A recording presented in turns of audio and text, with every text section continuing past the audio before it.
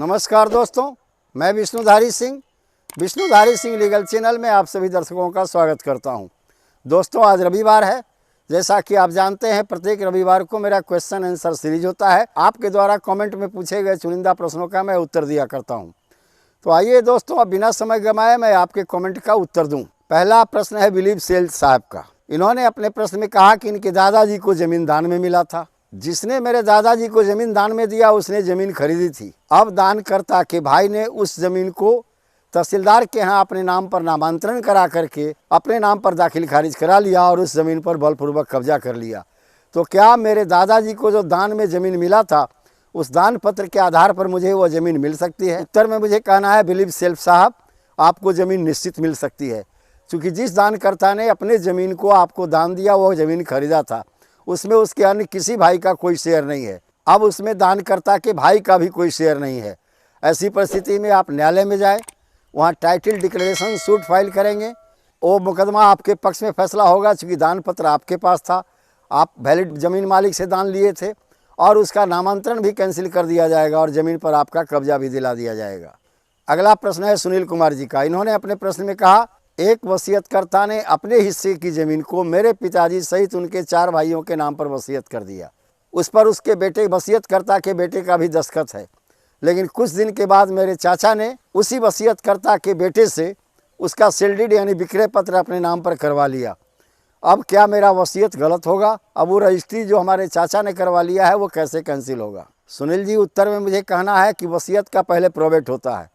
आप प्रोबेट कराने के लिए डिस्ट्रिक्ट जज साहब के यहाँ फाइल करें उस वसीयत के आधार पर जो वसीयत आपके किसी वसीयतकर्ता ने दिया था। वहाँ यह साबित करें कि वसीयतकर्ता के पुत्र ने भी इस पर अपनी सहमति जारी की थी वसीयत करने के लिए। ऐसी परिस्थिति में उनके पुत्र का कोई अधिकार नहीं है कि इस ज़मीन को पुनः बेच दें।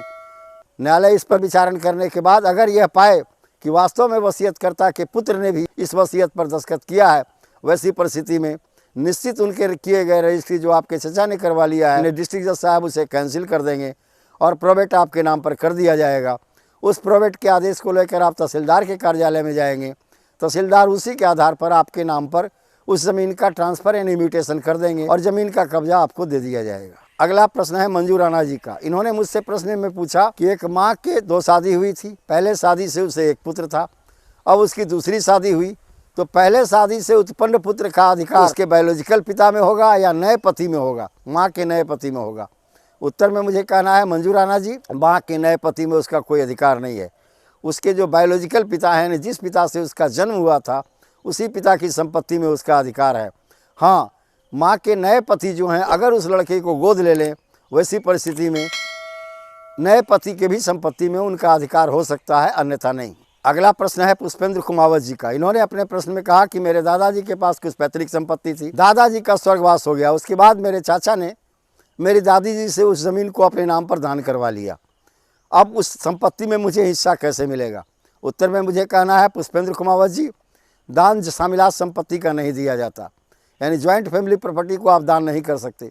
आपके दादी जी ने गलती की है कि ज्वाइंट फैमिली प्रॉपर्टी यानी आपके दादाजी की पैतृक संपत्ति को अपने एक बेटे के नाम पर रजिस्ट्री कर देने का।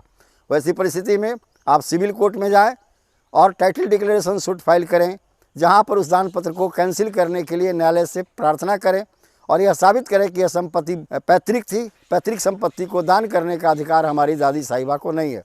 न्यायालय इस मामले पर विचारण करने के बाद दान पत्र को कैंसिल कर देंगे और उस ज़मीन में आपका भी हिस्सा मिल जाएगा। प्रश्न है विशाल कुमार जी का। इन्होंने अपने प्रश्न में कहा कि मेरे पिता के मौसी के बेटे ने मेरे ज़मीन को 2007 में बिक्री कर दिया रजिस्टर्ड सेल डीड के द्वारा, जिस पर मेरे चाचा ने भी अपना हस्ताक्षर गवाह के रूप में बनाया। 2022 में मैंने उस पर केस किया है, क्या वह रजिस्ट्री कैंसिल हो सकती है? उत्तर में मुझे कहना है विशाल जी, आप 7 और 22 लगभग 15 साल का समय बीत चुका है। आपको किसी भी सेल डीड को कैंसिल करने के लिए समय 12 साल चाहिए था। अगर आप न्यायालय में ये बता चुके हैं कि देर होने का कारण क्या है, यानी सिविल प्रोसीड्योर कोड का ऑर्डर 6 रूल 7 के अनुसार लेट सूट फाइल करने में आपने क्यों देरी की, ये सूट फाइल करने में आपसे क्यों देरी हुई, अगर इसका एक्सप्लेनेशन आप सही ढंग से दे पाए तो निश्चित तौर पर ऐसे आपके रजिस्ट्री को जिसके आपके पिता के मौसी के बेटी ने किया है वह रजिस्ट्री कैंसिल कर दी जाएगी। अगला प्रश्न है अल्बर्ट साहब का। इन्होंने अपने प्रश्न में कहा कि मेरे पिता शराब और जुए के नशे में पैतृक संपत्ति को बेच रहे हैं।